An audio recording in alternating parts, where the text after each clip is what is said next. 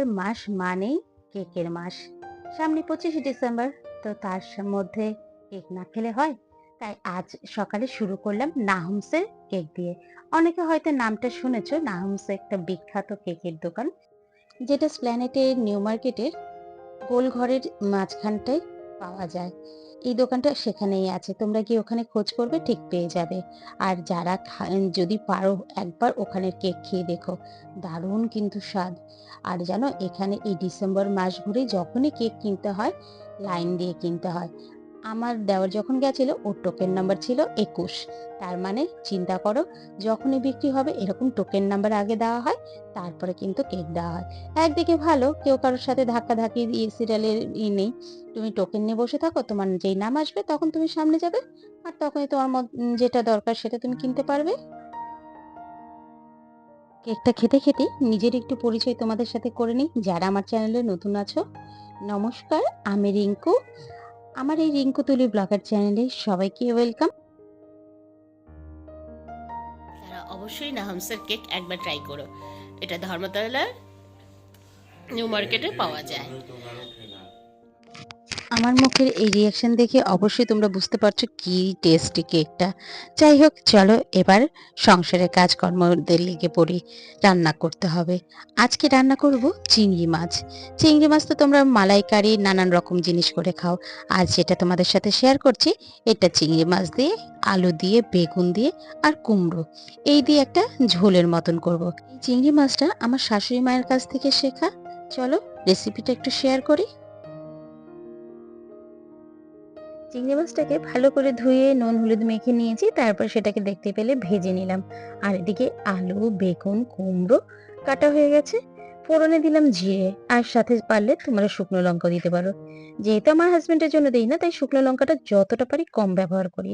ব্যাস, তারপরে সমস্ত সবজিগুলো দিয়ে ভালো করে নাড়াচাড়া করব।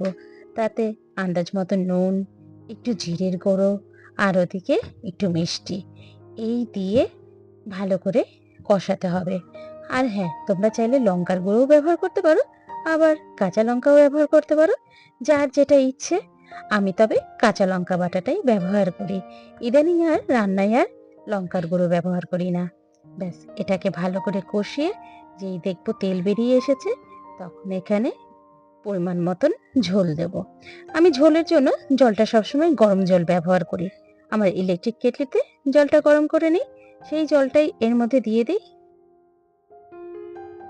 আর যেটা প্রত্যেকটা ব্লগে আমি বলে থাকি, যখনই আমরা রান্না করি একটু যদি ঢাকা দিয়ে রান্না করি এবং একটু মিডিয়াম টু লো ফ্লেমে রান্না করি, তাহলে জিনিসটা দেখবে ঠিক গ্যাসও সেভ হবে এবং রান্নাটাও সুসেদ্ধ হবে। আর চলো, ওদিকে এটা হতে হতে আমি আবার ওদিকে পালং শাকটা করছি। পালং শাকটা করছি হচ্ছে মূলো দিয়ে। যদিও এটা এই প্রথম করছি, জানি না কেমন হবে, তবে রাত্রেবেলা যখন সবাই খেয়েছিল বা দিনের বেলা খেয়েছিল, বেশ ভালোই বলেছে। মুলো পালং করার আগে সবার প্রথমে কিন্তু আগে বড়ি ভেজে নিয়েছি, ভেজে তুলে রেখে দিয়েছি। তারপর সেই তেলের মধ্যে বেগুন দিয়ে দিয়েছি এবং কিছুক্ষণ নাড়াচাড়া করার পরে মুলোটাও দিয়ে দিয়েছি। মুলোটা সরু সরু করে লম্বা লম্বা ওয়ান ওয়ান করে কেটেছিলাম। ব্যাস, তারপরে দুটো বেশ একসাথে কিছুক্ষণ নাড়াচাড়া করে শাকটা দিয়ে দিলাম। আর তারপরে আমি এটা আবার ঢাকা দিয়ে দিলাম। আর ওদিকে দেখো, আমার চিংড়ি মাছের ঝোলটা কিন্তু ফুটে উঠেছে। এবার মাছগুলো সব দিয়ে দেব এবং লাস্টে নামানোর আগে আর একটু ভাজা জিরের গুঁড়ো দেবো। আর এদিকে কিন্তু আমি মাছের ঝোলে সব সময়ই বলে থাকি পিঠালি ব্যবহার করি। অনেকে হয়তো জানো না এই পিঠালি জিনিসটা কি, আবার অনেকে হয়তো জানো। তাও তোমাদের সুবিধার্থে আরেকবার বলে দিচ্ছি। এটাকে, এই যে ঝোলটাকে কিছুটা তুলে নিলাম, এই যে গরম ঝোলটা, না হলে না এই যে পাতলা জিনিসটা সেটা যেন কমবে না। তো এর মধ্যে আমি একটু আটার গুঁড়ি দিয়ে দেবো এবং সেটাকে একদম পাতলা করে গুলে নেব, যেমন কর্নফ্লাওয়ার দেয় চিলি চিকেনে বা অন্য কিছুতে, সেরকম এখানে আটা দিচ্ছি। যেহেতু আটাটা দিচ্ছি, তাতে পরিমাণ মতন বেশি একটা মানে ঘন হবে না, সামান্য পাতলা হবে। তাতে কিন্তু খেতেও বেশ স্বাদ লাগে। করে দেখবে, তাতে বেশ ভালোই লাগবে আশা করি। আর চলো, ওদিকে আমার মূলো পালংটাও প্রায় হয়ে গেছে। আজ এই দুটোই রান্না করেছি, আর বিশেষ কিছু সকালে আর রান্না করিনি। কালকে আগের দিনের একটু ডাল রয়ে গেছে, সেই কারণে ডালটা আর করলাম না। চলো এবার এটাকে আরো কিছুক্ষণ নাড়াচাড়া করে, আর একটা দুটো কাঁচা লঙ্কাও দিলে দিতে পারো, আর একটু মিষ্টি দিলেও দিতে পারো।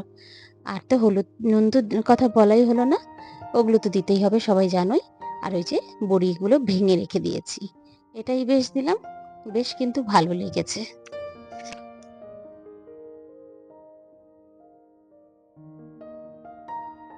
রান্না করতে করতে আমি কিন্তু অফ ক্যামেরায় কাপড় কাচা, ঘর মোছা এবং ঘর গোছানো সবটাই করে তারপরে এদিকে স্নানও করতে গেছি। তারপর আবারও তোমাদের সাথে দেখা হচ্ছে স্নানের পর। ছেলেকে নিয়ে আজকে স্কুলে যাব। ওকে আজকে আর স্কুলে সাইকেল নিয়ে যেতে দেইনি। আমি ওকে নামিয়ে দিয়ে যাব। এই যে চিংড়ি মাছটা করলাম অলরেডি কিন্তু দেওর খেয়ে গেছে, আর আমিও আমার জন্য টিফিনের জন্য বেড়ে রেখেছি। আর ওদিকে হাজব্যান্ডের জন্য কিন্তু চিংড়ি মাছ ছাড়া ঝোল রেখেছি। ব্যাস এই মোটামুটি শাশুড়ি মাকে বুঝিয়ে দিয়ে নিজে রেডি হয়ে ছেলেকে নিয়ে বেরিয়ে পড়লাম। আজকে ওদের স্কুলে ফেট আছে, তো সেখানে ও যাবে, আমার সাথেই যাচ্ছে। আমি অফিসে যাওয়ার পথে ওকে নামিয়ে দিয়ে যাব।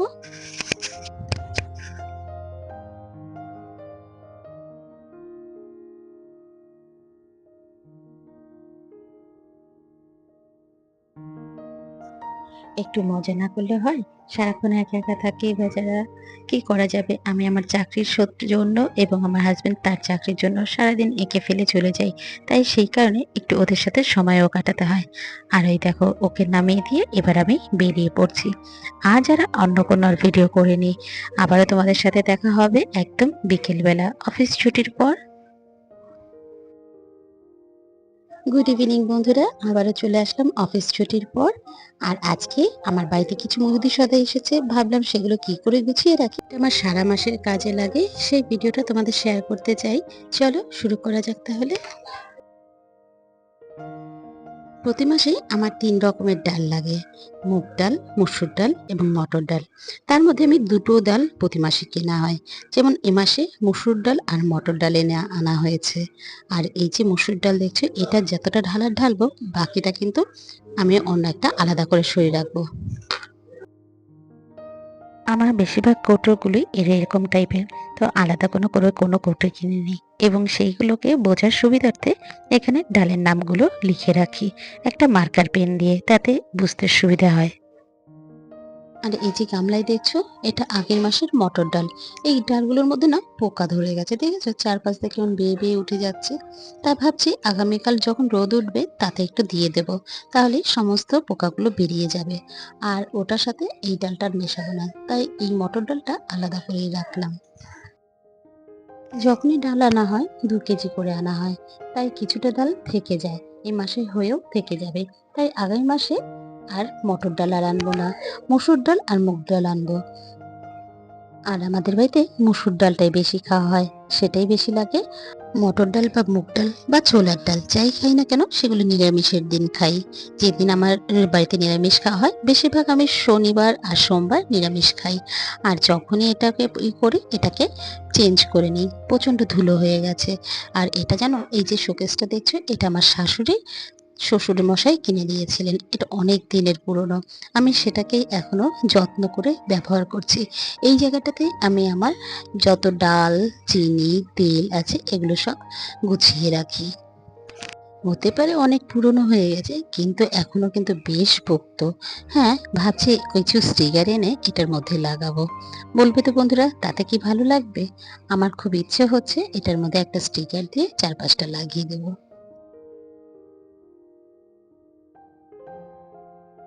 সকালের দিকে সংসারে আমার প্রচুর কাজের চাপ থাকে, সকালটা আমি করতে পারি না। তাই রাতের বেলায় এসেই এই সমস্ত কাজগুলো করে থাকি। অল্প নোংরা থাকতে কোনো কাজ করলে না দেখবে বেশি আর খাটতে হয় না। তাই আজকে যখন তোমাদের সাথে দেখছি, কথা বলছি, সাথে ভাবলাম চলো একবার একটু এটা পরিষ্কার করে দিই। তাহলে আবার অনেকদিন বাদে করলেও হবে। এই দেখো, আমি এইভাবে করে অ্যারেঞ্জিং করে রাখি আমার এই ছোট্ট সংসারে পুরনো জিনিসের মাধ্যমে। যদি আমার এখানে বড় বড় কন্টেনার, দামি দামি কন্টেনার নেই, যা আমার ঘরে সবসময় ইউজ হয়, সেগুলোতেই রেখেছি। হ্যাঁ, ইচ্ছে আছে এগুলো পরিবর্তন করব, চেঞ্জ করব। একটু আমার ইউটিউব চ্যানেলটা দাঁড়াক এবং নিজে আর একটু নিজের পায়ে আর একটু বেশি ইনকাম করি তারপরে। আসলে ছেলের পেছনে প্রচুর খরচ আছে। একটা ইংলিশ মিডিয়ামে পড়ানো, সাথে ফ্ল্যাটের ইএমআই দেওয়ানো, আরও সবারই তো চিকিৎসা চলছে, মানে শাশুড়িও ওষুধের উপরে ডিপেন্ড করে চলে, আমার হাসব্যান্ডও তাই, দেওরও তাই। ৩ জনেই এরা ওষুধের মাধ্যমে চলে। কাজেই যে যার সংসারের মর্ম সেই বোঝে।